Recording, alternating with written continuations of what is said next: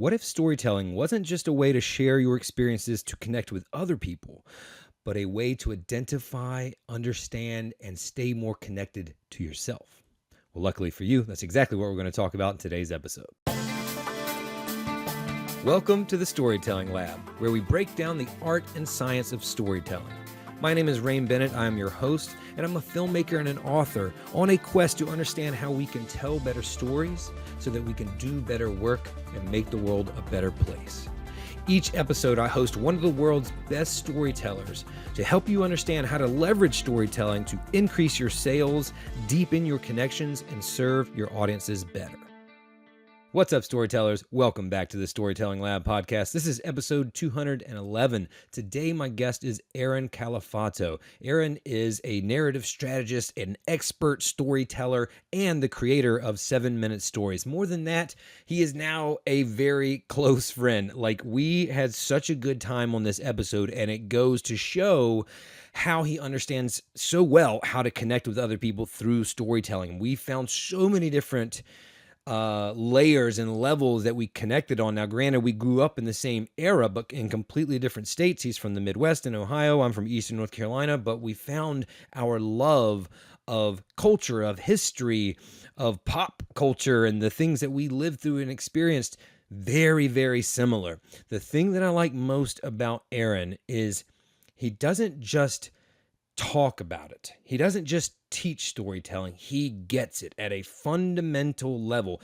He understands how to use personal storytelling in a way to help people professionally, to help people like you and I professionally. The only other person that I can think of off the top of my head, so, no disrespect to any guest that I am overlooking or omitting, but the only other person that I've had on this show that shows how they know their world of storytelling in order to help people most effectively by delivering personal stories is Neil Ford. I forget what episode that was, but it was a few years ago. Amazing personal storyteller. Aaron is the same way.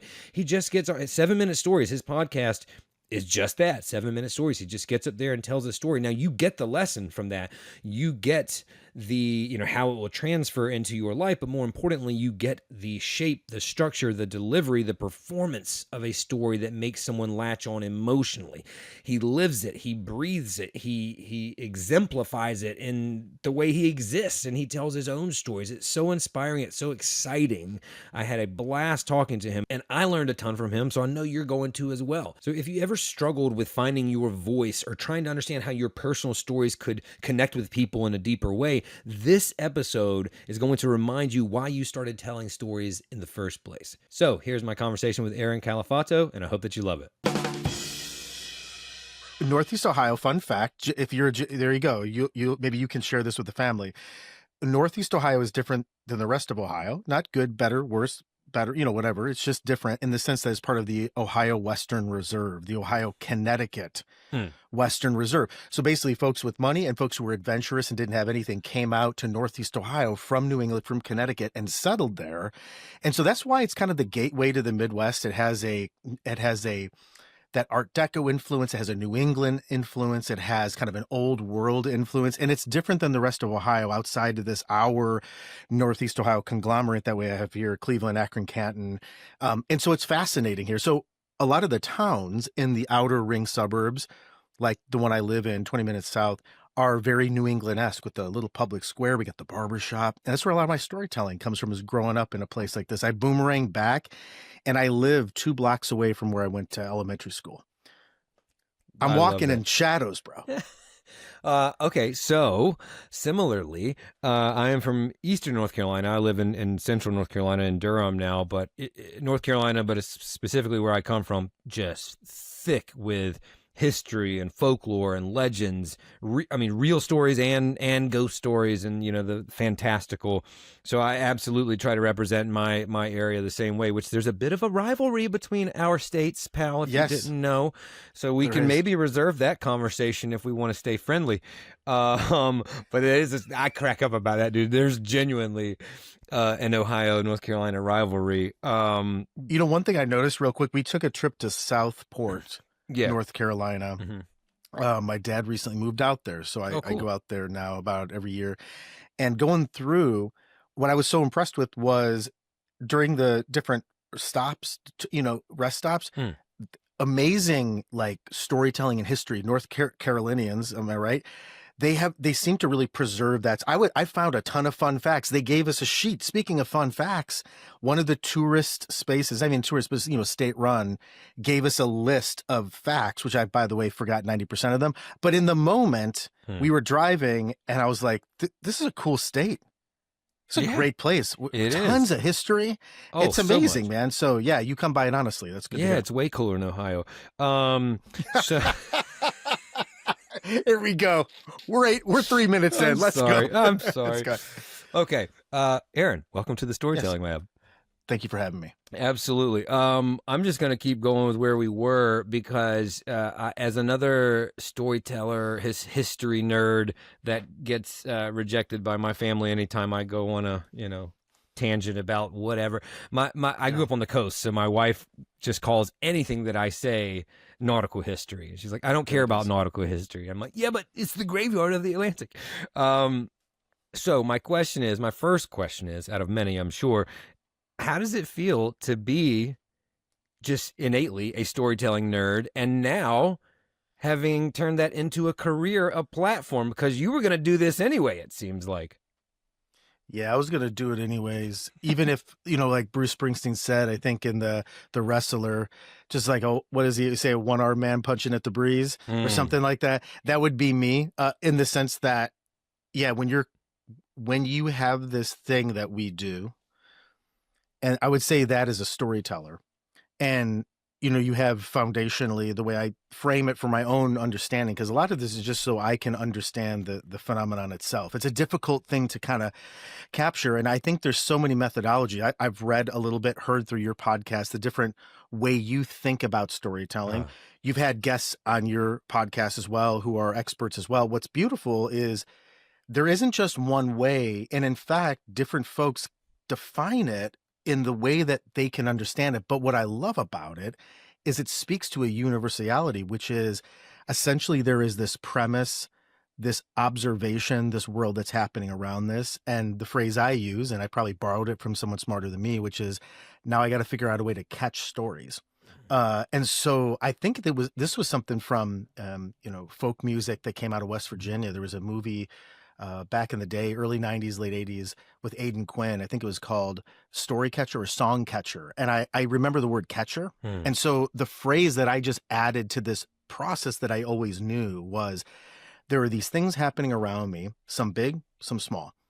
But I was moved by them. And I also was moved to catch them and just process them in my brain first, because that process has to happen first. And then, to your point, there are some people who are called then to express that and try to make sense of it and try to share it in different ways. You've done it through documentaries and through the camera and through the podcast that you do and all that stuff. For me, I eventually landed on extemporaneous storytelling. That was my mode of sharing those things, and formulated it into a passion. And then, to your point, just driving at that passion and never relenting because it's an affliction. I don't want it. I just love doing it. And I know that I'm a better storyteller than I am clearly interacting with my own family, because all I do is talk about history facts. So where I really connect with everybody is in the form of story. And so it was a non-negotiable for me, man. I had to always do it. And then for me, it was like, well, I can do that. And you should. I always say people should do it as a hobby, even if it doesn't directly relate as like I'm a storyteller or a story consultant or whatever you do. But for me, it was a way that I could use the infrastructure for how I tell stories and how they've been effective with the audience that I've grown, and essentially help businesses, companies, and individuals tell stories on their platforms. So it was definitely a strategy, because I just want to be surrounded by it, whether I'm helping others do it or whether I'm doing it myself. And it's taken, I know, listen, man, I've done I know you're on the board of Gen Xer. I know you love yourself some Christopher Cross, and we can talk about that in a second. But come on, sail away. Come on, sailing. We're sailing away. Here we go. My God. It'll bring a tear to a glass eye. Come on now. So I felt that I was stalking you on Instagram. I'm like, this guy, he saw that shit live. I haven't Oh, seen it buddy, live it yet. was yeah, with my baby girl too, yeah. Oh, come on, man! I don't like you doing research on me. I feel very uncomfortable right now. Well, I just want I right away I was like, oh, this is we're gonna talk, man. I And know. so I'm already excited. so to that point, man, it's like, I kind of just for here it comes, ready, Dad. I sailed away with that passion, and I was able to do it not only as an art form but also as a business. So how does Yeah. it feel? It feels great. It was a long journey. Yeah. I think for anybody trying to do it and do this in any kind of form of the entertainment industry or in the arts, as you know, this is not for the faint of heart. But if you're driven and you have a calling for it, that's why it is a calling. You can craft a career into it. And so far, 15 years in now, and 10 of them essentially being in abject poverty. But the last five, I'm making up for it. Let's so go, baby. it's all worth it, man. It's all worth it. Awesome. Yeah. What were you always? Were you always like this? Like, what were you into when you were a kid? Oh, dude. I mean, were you already like? So, yeah. Well, some things that you might not expect: professional wrestling. So. Let's go. There we go. Now, okay. See? Let's just make our own show. I'm ready. Well, it's probably because for you, I'm sure, same era, the storytelling was amazing. And I always saw it as that. Of course, early on in my life, I was getting into fights on the playground and some debates about like, it's fake. I'm like, what does it matter? Like, don't you understand the whole point of this thing? This is choreography. This is athleticism. So are movies. What do we go like, wait a second, this guy's not a real, there's no way he's an actor. And 50%. I never understood. I wish I was smarter back then to like, just cut that argument on its indecency. But no, I think, professional wrestling, I love sports, but I love stories. I love movies. Anything that had the narrative structure, anything that not only I could get lost in, but that I could learn from. It was definitely something that through, a pretty good childhood, but with some rough patches and some, family drama and divorce and some difficult times, I found meaning in and I found connection in. So anything from movies to professional wrestling to art to, books, novels, anything, any mode in which there was a story, I would say where I really tuned into, which was the thing itself, was the radio. I was a radio head. So I always loved the spoken word, and I always loved the spoken word with audio. And I remember having cassette tapes that my father gave me of a wonderful storyteller, Gene Shepherd, who people know him just from one of his stories that became a movie called A Christmas Story, or The Christmas Story. Oh, wow. And Gene Shepherd started in Cincinnati, Ohio, and eventually went out to New York. And for those of your audience members who don't know, that voice where you hear on that movie, The Christmas Story, where he goes, "You shoot your eye out, kid." That guy, he was telling stories, late night radio. I'm talking Art Bell hour, George Norrie hour, bro, like Alien hour at night. And he was weaving tales extemporaneously about his life, some fiction, some intertwined with fact. But the point is, he told stories about growing up in Indiana and in the Midwest. And he did that for 20 years and built a huge audience. So of all those thousands of stories that he told on the radio, one gets made into a movie. But if you actually look under the hood, you can see this is a prolific storyteller. So I remember listening to cassette tapes, and I thought, how does he do that just with his voice? I want to do something like that. And my grandfather and my father were Italian American, at least that side of my family. So storytelling is a big cultural part at the dinner table, the way we interact with each other. And there was a reverence for it, Rain, as far as like, this is not just something that you kind of just do and it's entertaining. This is what it means to be human. And the way, how do I tell what's in my soul and in my mind? How do I convey that to you? Because you're never going to fully get it because you're not in here and you're not in here. But the best way, the shortest distance between two souls is a story. And that was taught to me early. And I remember my grandfather just, he was a sales guy, but he was a storyteller. He'd go in any room. He goes in any room. He's selling natural gas in 1960 in Cleveland. And he was amazing. He would take me on drives from this little town in Medina, 20 minutes south of Cleveland, to his place on the east side of Cleveland. and he'd tell me stories in the car. And I remember getting transported. And I thought, this is magic.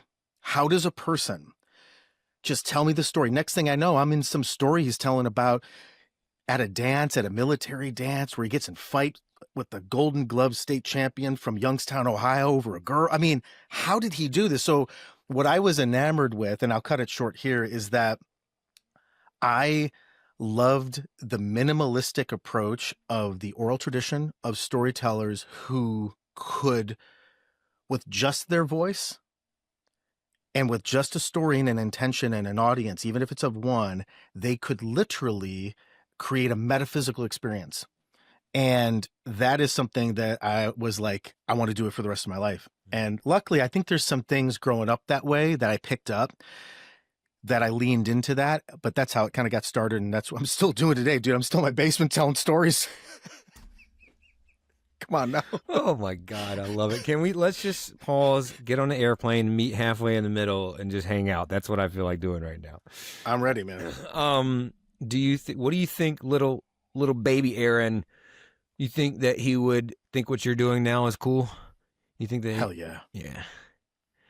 That's the person that's still here. I mean that. I'm still, I always tell my daughter, I say, stay true. You're gonna grow up and you're going to be refined through age and experience, but don't let that part of you that is, I believe there's a through line of experience all the way from birth to death and whatever happens after. I think that is unchanging, meaning that presence, that curiosity, that spark, that some would call it naivete. I call it innocence. That just there's something beautiful there about all of us. And I think what happens, stories tell us how sometimes that gets lost, how that gets dimmed out, how other people can dim that out. So there is a preservation in that spark of our humanity that is ageless, that I think story helps uplift. When you are a storyteller or a story consumer, if you do it and put good stories in your mind and connect with them and learn from them, you're actually strengthening that kid you're talking about. And it's not inexperience or being like not part of reality. It's actually, I think, just being earnest and not jaded, and that's hard, because trust, dude, every day I'm grumbling about something.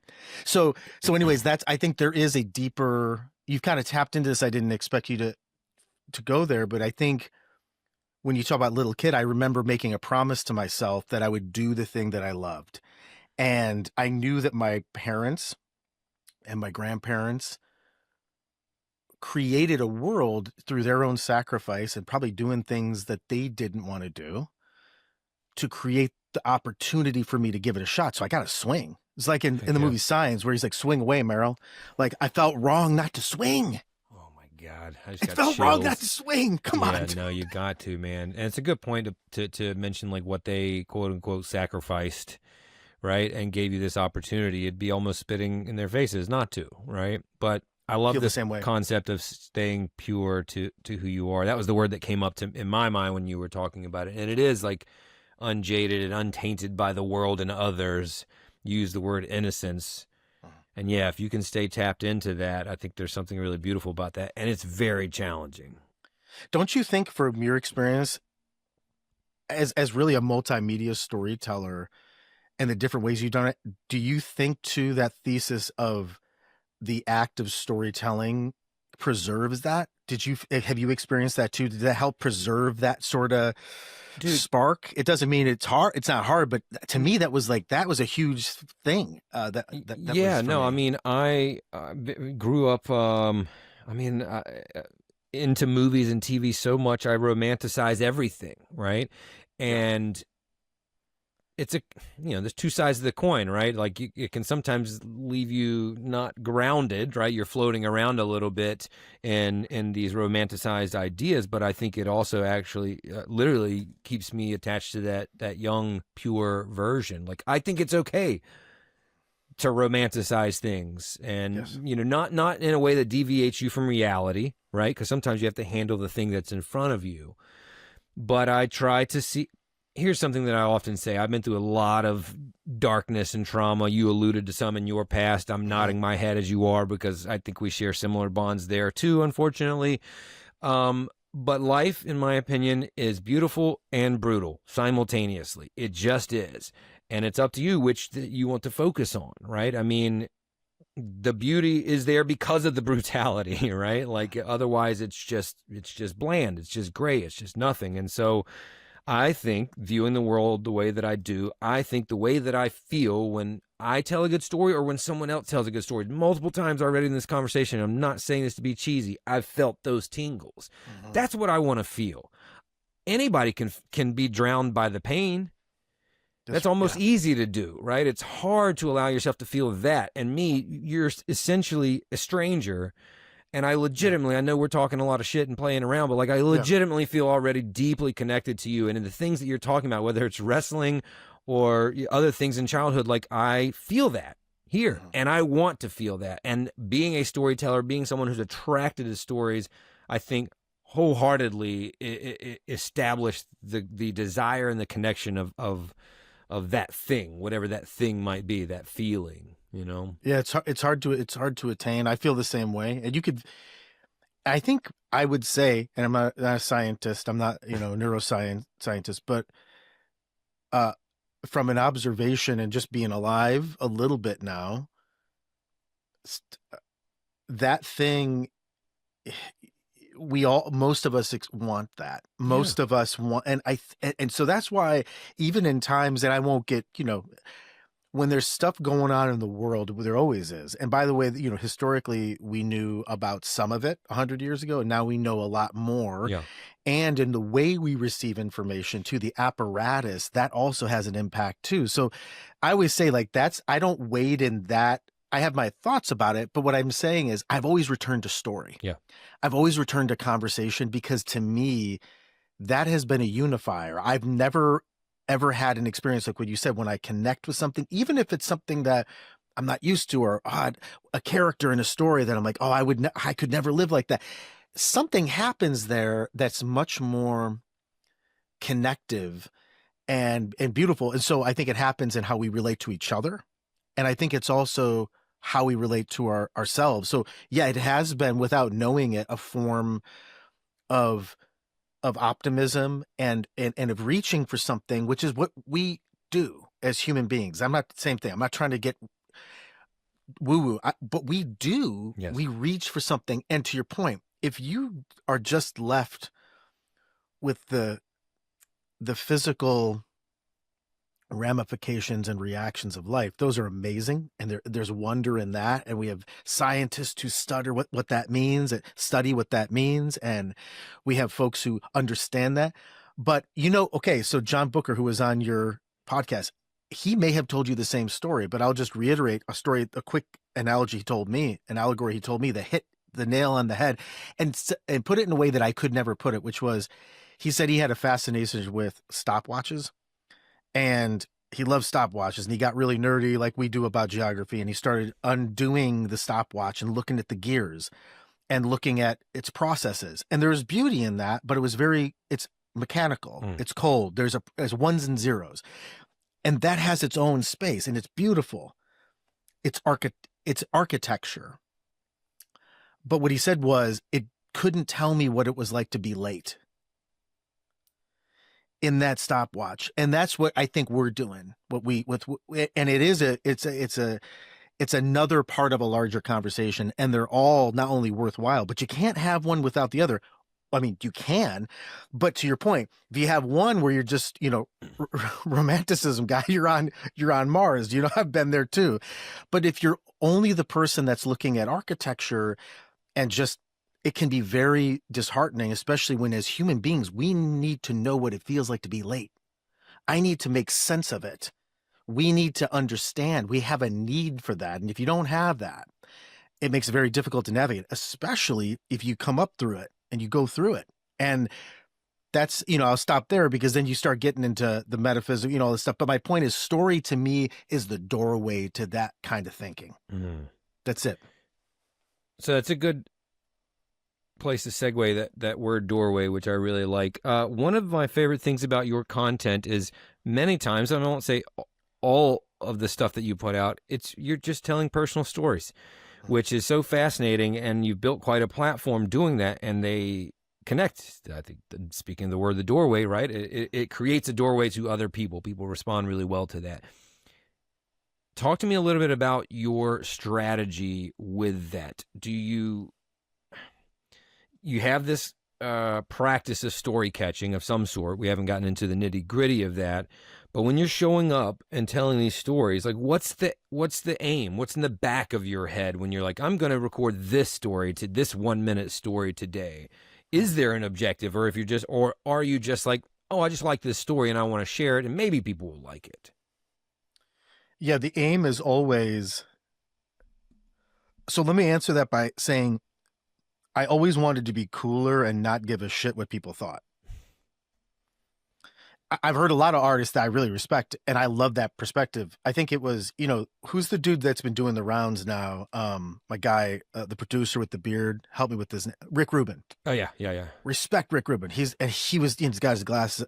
He's like, I make it for me. I'm like, I respect that.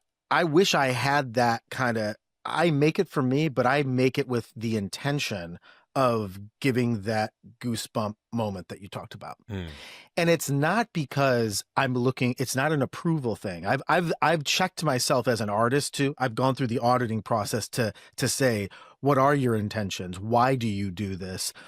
Are you looking, is it some sort of psychological need? I think there's some of that in there, but I do know without a shadow of a doubt, after really being hard on myself to make sure that what I'm doing has the intention and integrity that I intended it to, as that kid who made a promise to myself. The intention is, one, to share something I feel I have the need to share it through the prism of a personal story, but to not make it about me. So the prism is the only thing I know. I'm not as smart as some of these other folks who can write novels or can do documentaries or know how to work a camera or who can tell these wildly huge anthologies. I'm in awe. And that's why, my own sister show on the podcast I do, I talk about the storytelling too. It's like, how do you do what you do? How do you write a song? So I don't know how to do that. What I know from a strategy standpoint, what I found out very early was, I was in New York and I was studying to be an actor, and I was an okay actor. I was okay. I mean, I was getting some bit roles, doing a little Law and Order here. And I had this dream of being Marlon Brando. Again, this is what you'll find. It's like I wanted to be the thing I thought was cool, but I ended up just being me. So I went to New York because Marlon Brando went to New York. I don't know. A guy from Cleveland. I just read a book and it was just like, you just go to New York. James Dean went to New York. And I saw James Lipton on Inside the Actor Studio. I said, actors go to New York, and eventually they sit in the audience like Bradley Cooper, and they find Bradley Cooper, and then and then they become the person in the chair. And then I'd do the thing where I'm like, yeah, I'm glad you're asking me this question. But I ended up getting into an acting studio there, a conservatory, but I got into it by pretending I was performing a monologue. Mm-hmm. What I noticed was early in even when I was in college and I was auditioning for plays, I'd never get the roles when I was doing other people's writing. So like, if I'm trying to do Clifford Odets, I was okay. If I tried to do Arthur Miller, I was okay. Even David Mamet, which is more my pace, I was okay. But what I would do is I would go in there, like, what monologue are you using? I'm like, this is from Rain Calafato. He's just an independent guy in Washington. So anyways, this is his play. It's off Broadway called, and I would make up a title. I would pretend it was from a play, and all I would do is tell a story. And I wouldn't write it. I don't write, I'll get into that. I don't write. I just told a story, beginning, middle, and end. And I would tell it in the best, most honest way I knew how. And the goal there was always, to your original question, whether it was an audition, whether it was a conversation, whether it was a story I was telling my kid, or whether it was a story I was telling, now this, global audience I have on my podcast, 7-Minute Stories, the intention is the same, which is I just want them to feel something, and I want them to feel connected and better off than when they found it. That's it. You answered a lot of my next question, but already in your response just now, but I want to dive just a little bit deeper into it, and I'll use myself and be vulnerable here.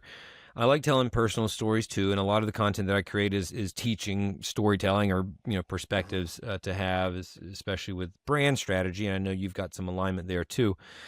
And I can always feel the difference in response and engagement, and vanity metrics like views and such, in a personal story that was genuinely to share the goosebump moment, like you said, and the one that's like, this was really about me.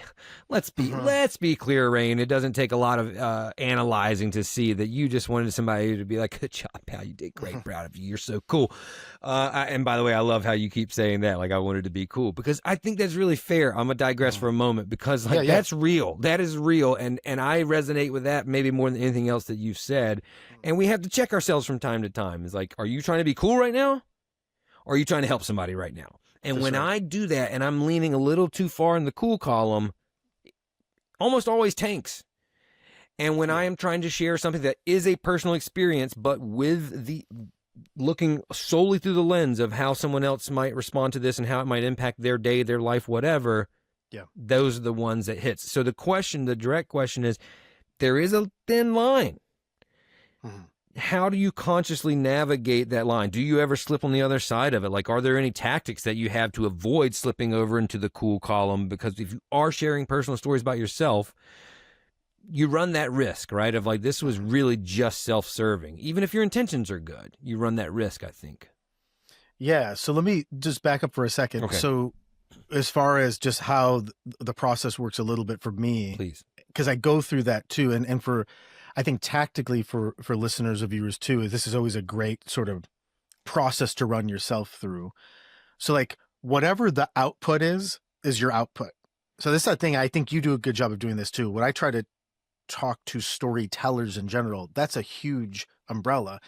You can be a painter or a monologuist or a writer and still use the approaches that we're talking about, because that process is still storytelling. So you make it your own, but there are processes that kind of bind us together, which I love, which makes these conversations much more universal. So just wanted to clarify that for the listener here. For me, my process, I do go through this because, one, I have to acknowledge my form is personal storytelling. So right off the bat, I'm up against it. So I'm aware of that, meaning the perception is like, okay, this guy's telling stories about himself. Now, there is a clear thing that happens when I capture a story. I know the way I'm telling them, I'm doing it because that's the only way I know how. I literally mean that. I'm not trying to say, who am I? I know what I'm doing, but I'm telling you, I wish I could write a novel about someone else. I literally, when I try to do that, I fail. Just like when I was an actor, I didn't necessarily fail, but I didn't tap into the goosebump moments that much, or at least consistently, because there was a disconnect between the writer's intention, what the writer wanted, and I wasn't empty enough of a vessel. I had too much at stake. And that's when I realized, I was mentioning those auditions, I would get roles when I would tell my story, but it wasn't my with a capital M. It was my with a lowercase m, because the whole point of it, and this is what I go through. When I tell a story, I intend to tell a story. I say, is the aim of this story to uplift me? Or is the aim of this story to reveal something about a universal circumstance through me? And if it checks the box that it's me, then it's just a social media post on LinkedIn. Happy to announce. I've done plenty of, because I don't know how to do it. Happy to announce I've been promoted, right? We know what that is. That's okay. You're telling your own kind of career story and you're trying. Cool. For me, as a storyteller and again, the differentiation here is I've separated my storytelling podcast from the storytelling consulting work that I do as a clear separation. The first how is in that process is that's always serving the listener. One of your original questions, I'm always trying to serve the listener. How can they get something? How can they feel something? Do they feel this too? That's it. And through that telling of it, I'm always checking. What's weird about the way I do it, which is a little bit different, and this is maybe where I have kind of a unique angle, is that all of my stories, I don't write a single word. I haven't written a word since maybe college. So I don't write. I tell stories extemporaneously. So what I do is I do all of that story processing in my mind first. I capture it, I process it, and I write down just a bullet point for a theme. And the theme could be, let me tell you about how my grandfather changed my life telling stories in a car. That's it. That's it. And then I hit a timer, and I just have this kind of habit, this tick of telling stories approximately at around 7 minutes.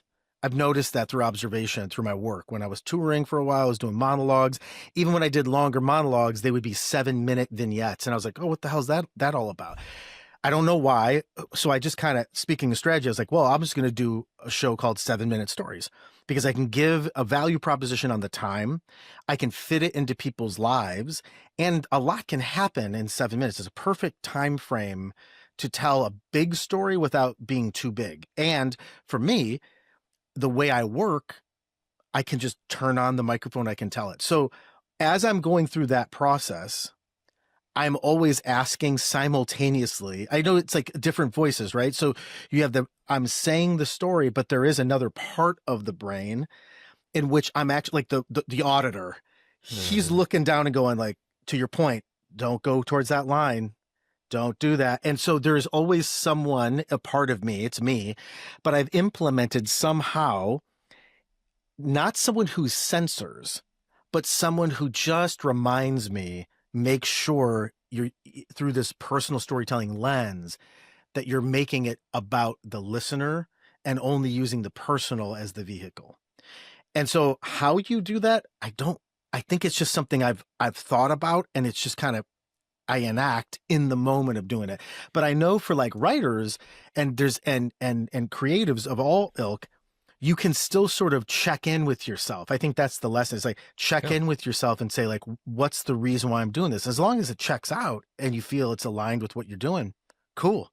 And by the way, the audience will tell you too. Here's the other thing. Yeah. They'll know it's not, and you could say social media is a little different, but let's just say, take away the algorithmic nature of it. Just take a podcast. I look at data. So we talked about the romanticizing of stories. There is something beautiful about ones and zeros. Yeah. Data will tell you the story. And when I started my podcast about 5 or 6 years ago, my foundational one, I've talked about 7-minute stories. I looked at the data because I wanted to see, is this just bullshit? Like, is what I like doing this. And by the way, I'll still do it if no one's listening. I'll still punch at the breeze. But I actually want to know, does this have an opportunity to grow and build a community? And when I looked under the hood, what we found was there was a high level of engagement and retention. And so we average about a 92, 93% episode consumption rate per episode. And so that tells me, and that's with new audience attribution too. So what I do is I look and I go, that's the private conversation that I'm like, are people actually listening? And as long as that metric is still there and we're getting growth, that tells me that people are trusting the approach, even though it's through a personal lens. No, a long answer there, but I wanted to try to kind of give some full context. This is all great, man. I think it's really interesting looking under the hood and having a show that's 7 minutes. I think some people might say, oh, well, sure, having a 7-minute podcast is easier for people to complete than a 60-minute podcast. However, what I hear and what I take from now that I've been talking with you for over half an hour is this thing you said about, am I trying to be cool or am I being me? I think is basically simply how you said it. And I love that the way you got there wasn't by like reverse engineering and like, well, how can I make this easier to retain people's attention, at 90+%? Okay, 7 minutes. It was quite the opposite of like, I keep telling stories that are 7 minutes. That's me. And I can't get away from that. So let's just make a podcast, 7-minute stories. And so I think, I don't know. I just think that that's a cool way to show it because you got there authentically and organically. That's the key. Right. By But accident, by the way. There was no grant. right, I yeah. wish I was smarter to go, wait a second. Well, I don't think that's my Yeah. point. I don't think it would have Yeah. worked if you did that. That's because right. then you're trying to like cut a corner and find an angle, and you weren't trying to find an angle. You were going deeper into who you were. You told yourself, right? Like what to do next. Okay. You didn't do 10-minute stories. You could have chosen that arbitrary number. You did 7 because that's what kept showing up. And I think that was where I was driving that is I think that if you tried to reverse engineer that and do that with the intention of being cool or getting listeners, I don't think it works. You might get people that tune into some, but it won't last. It doesn't sustain because it's a gimmick, right? You're it's a shtick. Yes. And yours is not a shtick. And I think that's so refreshing, to be quite honest. And I love you telling us that story of how you got there. I want to go a little bit deeper into, and you touched on this already. This is all self-serving, by the way. Like I want to learn this from my own self, and I think my listeners will benefit as well. Talk about juggling your work, your platform, which is you sharing personal stories, and your like client work or your, I don't want to say your business because they're both parts of your business, but you also help people do this. You do a little bit of brand strategy or narrative strategy, which is an expression, a term that I really love. So when you show up on what's today, Tuesday, how do you approach that? Like, how do you keep them separate when you need to? How do you feed both of these things, these entities? Yeah. So I have, at least in my mind, there's a visual, there's a fork in the road, if you will, and there's a source. So maybe, I don't know what kind of apparatus there is that like, maybe, okay, how about this? Like all streams lead to the ocean kind of thing. And so if you have a stream and then it just has a fork that splits, but you know that it's coming from the same stream, and then eventually it ends in the same place. That's kind of how I view it. For 7-minute stories, there was a very clear strategy for me. And this was a risk early on, dude, which was unlike, and by the way, I could do it because of the way I structured the show, meaning it's so light and nimble. It doesn't require like you've worked in film, like what you have to have money and sponsorship and all this kind of stuff to build a film. You have to have something to sustain that kind of form of expression. What I noticed early on, again, just coming to it by accident, authentically, was like, wait a second, I just need me. And it's just that part is luck, because if I found my style, my form, but what I noticed was I just need a mic. And with the evolving technology and digital landscape we have, I need a platform.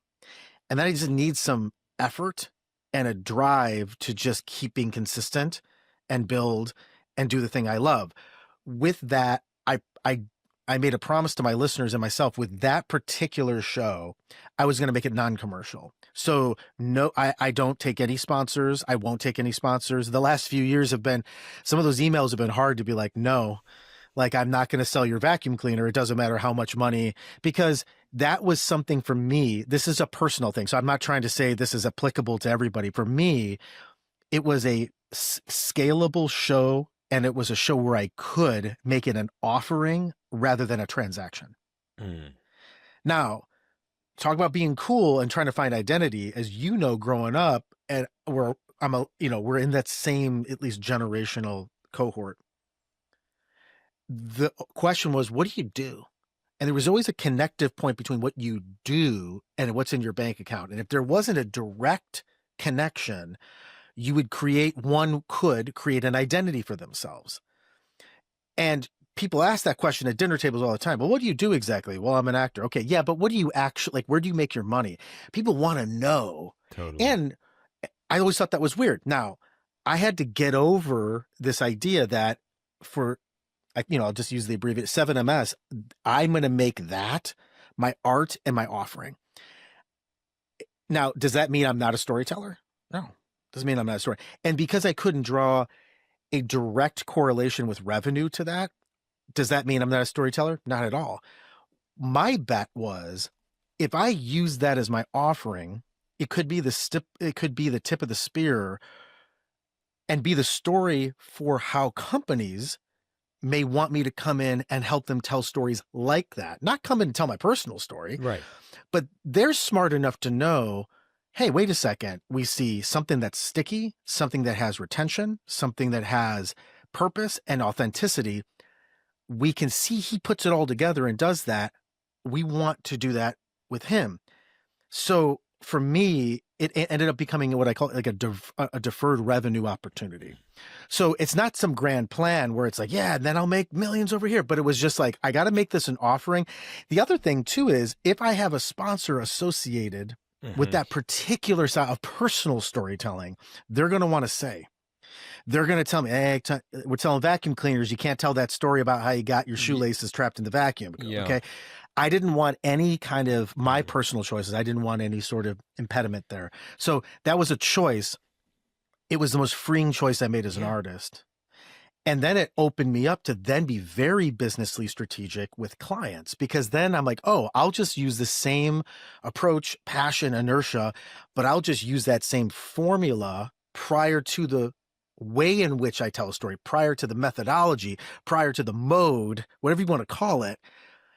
But that story catching thing we're talking about, the processing thing, the philosophical approach, and then I can work from a consultative standpoint to help them along their journeys. And that's how I balance it. So half the day I'm telling stories in the corner of my basement and I'm giving them away. And the other half of the day I'm engaging with clients who I charge a fee to do the same thing for their ends, for their output, and for their content. So that's how I balanced it. What you're talking about, I love, you using that as the tip of the spear. It's just branding. Right? Like, it made me think. I have a friend who's a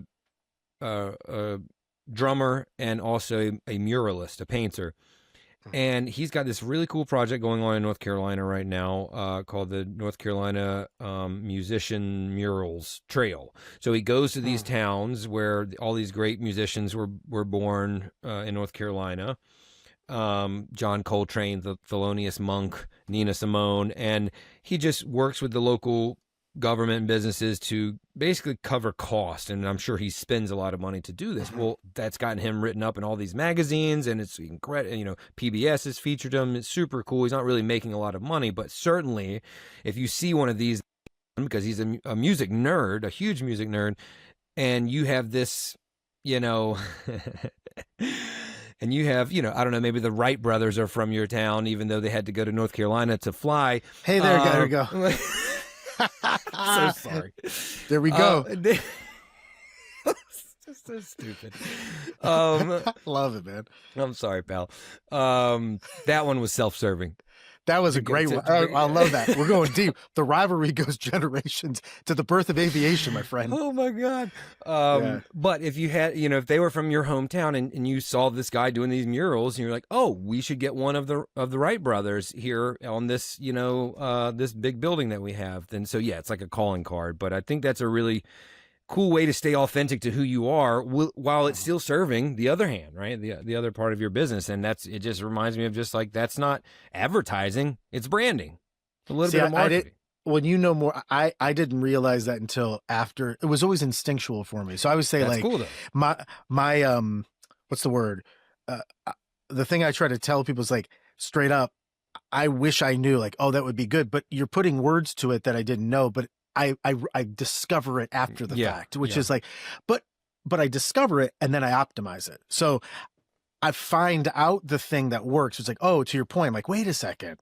I'm like, wait a second. Okay, this is a thing where it's not just something I'm doing and I get to do what I love, but I also noticed, to your point, when people discover you, this is another thing to think about too, because from a career standpoint, and I'm a co-founder and co-host of a podcast that I developed and built for Glassdoor, which is now part of Indeed, called The Lonely Office. And we talk about the messy line between work and life. And I try to bring a storytelling lens into that, which is, as job seekers, entrepreneurial or not, we have to tell stories. And that was one discovery I made, which was like, wait a second, when someone researches you, they got a life, they got kids, or they don't have kids, or they have a career, they have nephews, nieces, they have personal problems, they got all this stuff. And listen, having people give their time to your work is awesome, but most people don't have a ton of time to read the white paper about your life. They don't have, unless you're doing a deep dive like this, which we have to plan with your busy schedule. So it's not easy at the pace and with everyone's life. So you have to be able to provide a quick, you do this right with, in the 6 seconds. Who is this guy? Oh, it's a storytelling guy. Doesn't he do that 7-minute story thing? Oh yeah. He also has this company. Done. That's it. Now at least the framework is there to start a conversation from a business standpoint, because you've already de-risked it and you've already told the story. And in fact, if they want a deeper click, then they just say, well, what's the podcast about? Is it good? It gives you the answer. But you only have that archive and that truth if you do the work and build the archive and then frame that story so that it is a meta story they capture. So when they discover you, if they have to search 6 different places, that's difficult. And where does that come from? For me, I always make the discovery simple because I'm always thinking about the listener. I want, people, they call it in the tech world, user experience. Yeah. I call it like audience experience. It's the same thing, which is, do I want to make this harder for my listener? No. My thing is, you got 7 minutes? Cool. You don't even need video. You got an earbud or a speaker? Cool. Let me tell you a story real quick. Boom. That's it. Done. And in the story, I'm checking in. You good? Everything okay? I'm a partner with you in the way I tell stories. I'm not here to be adversarial or to hurt or to shock. Everyone's got different ways of doing it. For me, it's always, I want to be a guide. I want to help you. I want to connect with you. That same approach as a storyteller, if you have that, can be applied to the way you do business, because then when you build your discoverability, you want that process to be the same, which is, where do I find him or her? What do they do? Where can I subscribe? What do they offer? Done. That's it. If you make it weird where they can't find it, or you're not thinking about the discoverability in that journey, that makes it harder. So from a job perspective, from an entrepreneurial perspective, and from a storytelling perspective, that is one universal quality of taking the audience into account and thinking about them first. I want to say one quick thing about how you said with time, and I know what you're saying, like, okay, with shorts or with 7 minutes, you were talking about you could get a consumption rate that's higher for 7 minutes. I think about that all the time. It's like, well, yes, but check this out. If anyone is on YouTube or any social platform, but YouTube's great with metrics, go check out how hard it is to get a 90% conversion rate or a consumption rate on a 1-minute video. Yeah. You all know your swipe away rates.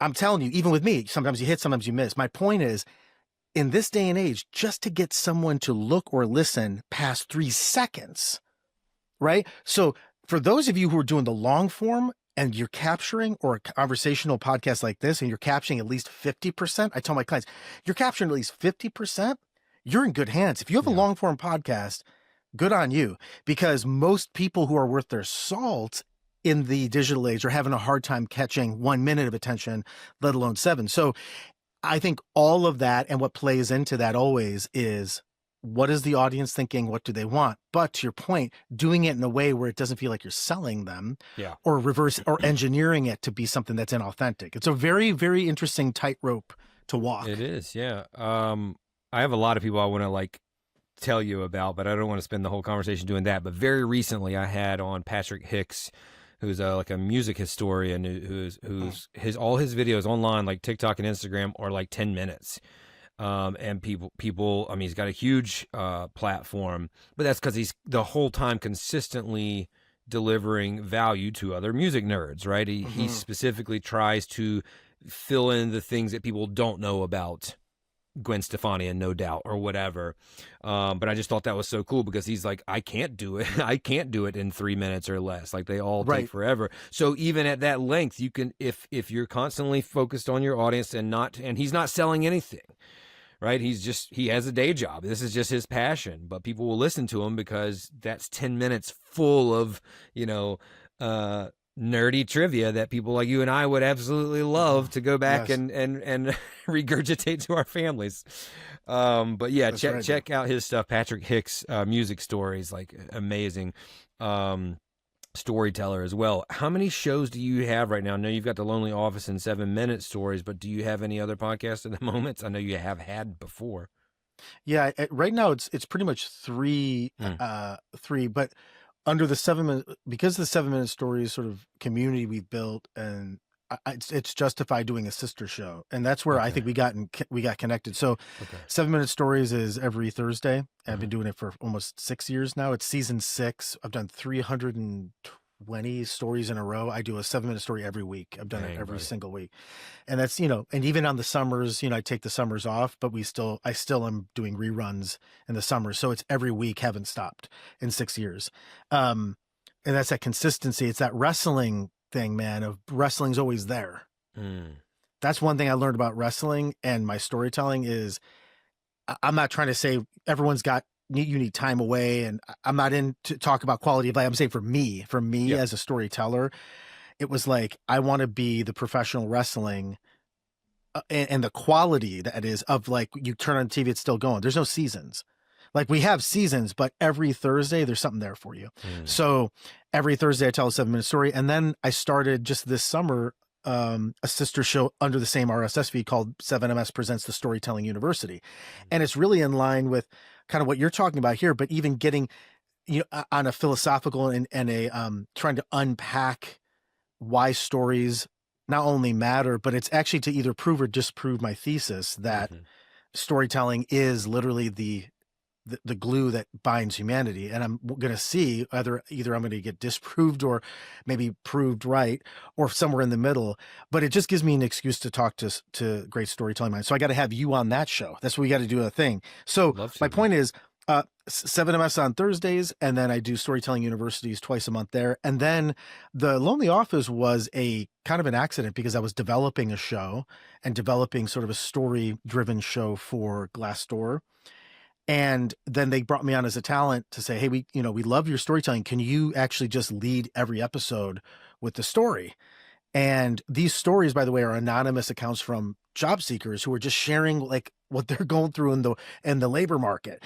And so in that case, I'm not telling my own. That is an opportunity where I get to read someone's post and we get to adapt it and kind of create a great short story on top. And then I co-host it with my co-host Matt Samboli and Leah Ova. And we've been building that for 2.5 years. We built it into a top 15 career pod. So that's been awesome. So those are the 3 shows from a performance standpoint that I do, but all the other stuff is behind the scenes, kind of working with companies and, helping them build podcasts and shows and whatever the hell they want to do. I know we could have a whole episode, and maybe we will have to on that aspect, but I do want to finish today with a question in that vein. I'm seeing more and more brands, and this isn't new, but I'm just seeing more and more adopt this strategy of creating original series, whether podcasts like the one you're talking about, or short form video, or even long form video, but creating original content and series. And so I want you to peel back the curtain a little bit on that show that you're doing for them and think about brands here. That's who we're talking to. Sell me on it. Sell me on as a brand, doing a series like this, which is an investment, we'll say, right? Because it's not like I'm going to advertise and hopefully convert right now, right? It is more of a big picture branding strategy. But I see more and more brands adopting it, and I fully believe in it because I'm a documentary filmmaker and I know the power of stories. But for those brands that might be on the fence, they're like, well, this sounds cool, but like, what's the ROI on this? Yeah. Why should a brand pursue creating an original series, whether podcast or video? Yeah, I think the easy sell starts with a question, which is, do you want your constituents, audience, or target demographic to trust you? If you want them to trust you, then you have to offer something. It's the same thing where we gain trust in a human interaction. Usually trust comes from the fact that someone kind of shows, hey, I'm not threatening, or I have something to give, or I want to share, or we're like-minded, or I have your interest in mind. When you do that, when it's not transactional, when it's an authentic connection, not a transactional connection, people suss it out. Even on a molecular level, people can, that thin slicing that Malcolm Gladwell talked about, it's like people can tell right off the bat, you're selling me. You're selling me. Now, to ask the question of any brand, I tell them, and by the way, they might say, if you say no, then you're good. Go ahead, do your thing. Like, just keep doing your thing. And that's not a bad thing, because sometimes just incessant advertising or just, placement and ad spend, all that stuff's great. But if they're looking for a deeper experience, to your question, why? Well, if you're looking for a deeper experience and trust in a sustainable model, then you should invest in storytelling. If you're looking in a short-term focus model, then you shouldn't. So if you're looking to, and so what's the ROI? The ROI isn't maybe that first quarter, but the ROI, check it in a year. And what you'll notice if you can stay the course and trust your audience and trust whatever product that you're selling or service that you're providing, that you're putting something in the world that's worthwhile, what you'll get back is tenfold. And that's the ROI. Now, then we can in a year measure and say, what does that look like? Does it look like an increase in and the other question is, well, what do you want from the show? Do you want ultimately this to be a conversion rate for sales? Okay, we can design it for that, but this is a longer journey. But that's not a bad thing to have. We can do that. But they have to, one, know what it is they're doing it for. And if they're straight up like, listen, we're a money-making, business, we have to make money, and they do, that's great. But the way you get people to spend money is they have to trust you first. When you listen, as much as there's the corporation stuff in the world, but everyone knows in a snowstorm, you're driving and you're trying to get through those hills in North Carolina, and there's a weird random snowstorm that doesn't happen down there because folks down there, they don't handle snow very well. In Ohio, we can traverse. Don't worry, we can teach you how to drive through the snow. My point is you're going through, and you need some sort of help. All the businesses are closed, but you'll see those golden arches. Now, I'm not saying I like McDonald's. What I'm saying is there's something there that you trust in the sense that it's consistent. It's open. You know what you're going to get. And so I think in the same way, brands, they want that relational experience with their customers, which is like, I trust you. I know what I'm going to get. And I want to continue to invest my time in you. And I'll look for you on my journey. And so that's why they should invest in storytelling. And what does that look like? Could look like a million different things, but that's where the conversation starts. That's what I start with as a question. Do you want your constituents, your target demographic, or your potential customers to trust you? If you do, tell a story. Don't try to sell them, because we know consumers are savvy. They know when they're being sold to. They know when someone doesn't have their best intentions in mind, or that it's just a transactional thing where they're just trying to pretend. And they can suss out when something is inauthentic, bro. Like they can tell right off the bat when something's like, oh yeah. And when you try to, here's the thing that is a death knell for brands. Don't feign authenticity. There's a lot of them that do that. Don't feign it. Don't pretend it, because people know right away. It's like, oh, I got this gritty camera thing, but I'm just like selling shampoo. Come on, bro. Like, my point is be what you are, but underneath, we've said it a lot. It's a cool analogy. When you look underneath the hood, people want to share in that. So stories are about sharing your journey, showing your scars a little bit, but also showing the things that you know. And when you have that consensual relationship with a customer, even when it comes to a product, that's when real ROI comes into play. And that's where I think story is really the inertia for that. A word. Final question. Who was your favorite wrestler in the Golden Era? I got two. Okay.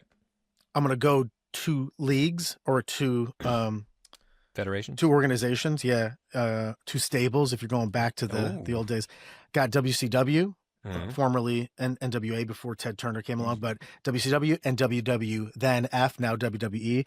In WCW, it was Sting through all his incarnations, man, surfaced him, but all the way to the Crow Sting, the Avenger in the rafters who would come down and just, it was some of the best television, best storytelling of all time.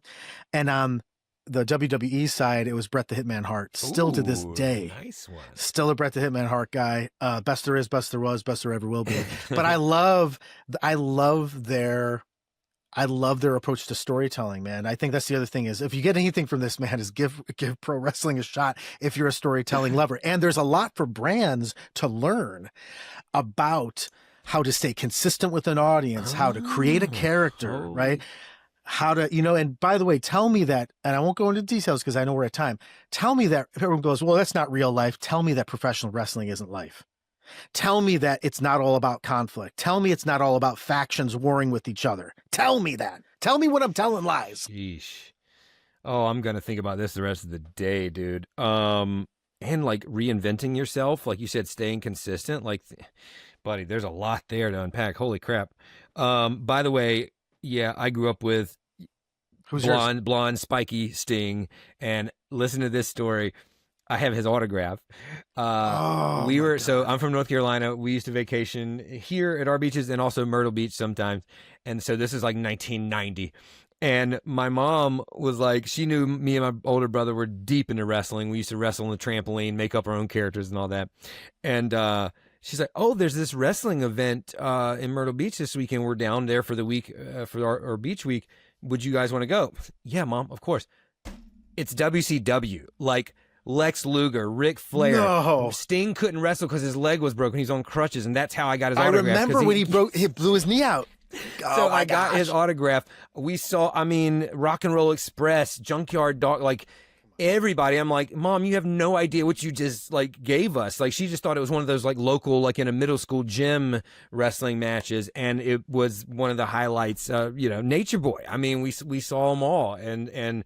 Yeah, I'll never be able to thank her enough, even though she had no idea what she gave us. But yes, I got to meet Sting. Man, most important question though, who's your favorite wrestler? Is it you Nature Boy guy? Well, I was a Hulkamaniac, Okay. despite how things turned out there. Yeah, man. Hey, man, but that character he created. Yes, there's a reason why. And you can never take away his role in the game. And so I remember I was very young with like the Andre the Giant years. And then, of course, that morphed into like Ultimate Warrior years. But it just was all so good. Like that late 80s, early 90s, which obviously extended into that. I kind of got out of it when we got to like Stone Cold and The Rock and that late 90s era.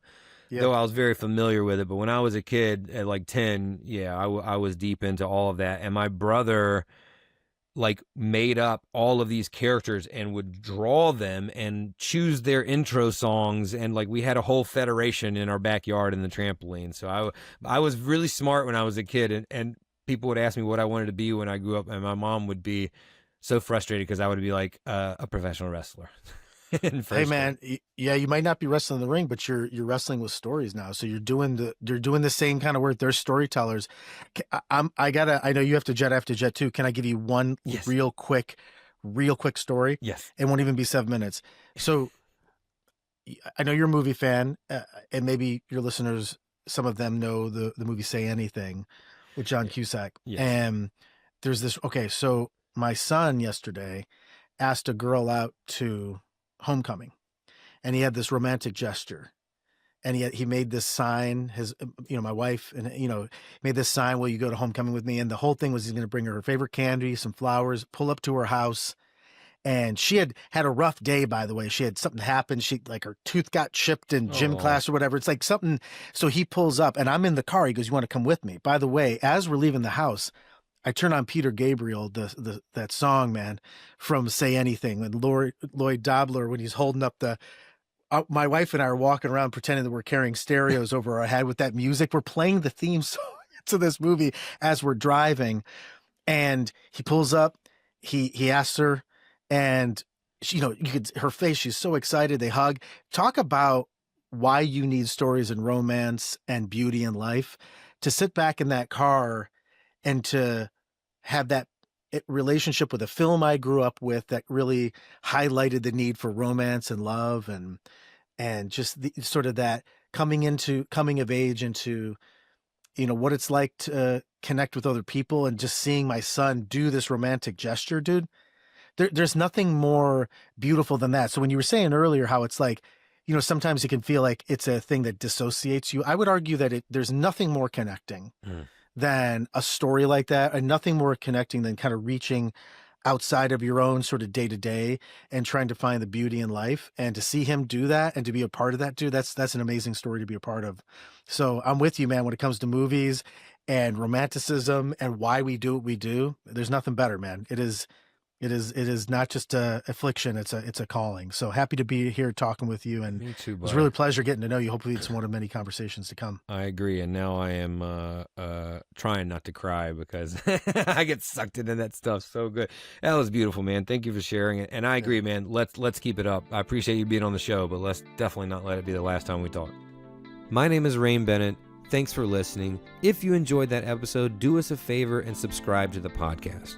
If you're already a subscriber and you're enjoying the show, give us a review and let us know the value that you've gotten from it. We love to hear from our listeners and learn about the benefits that they're getting from the show. That's what fuels us, and that's what fuels the show. And if you've already subscribed and you've already reviewed it and you think there's someone else that would benefit from listening to this show, please share it with them. The more we grow, the more we can help you grow, and that's what we're here to do. Join us next time on the Storytelling Lab.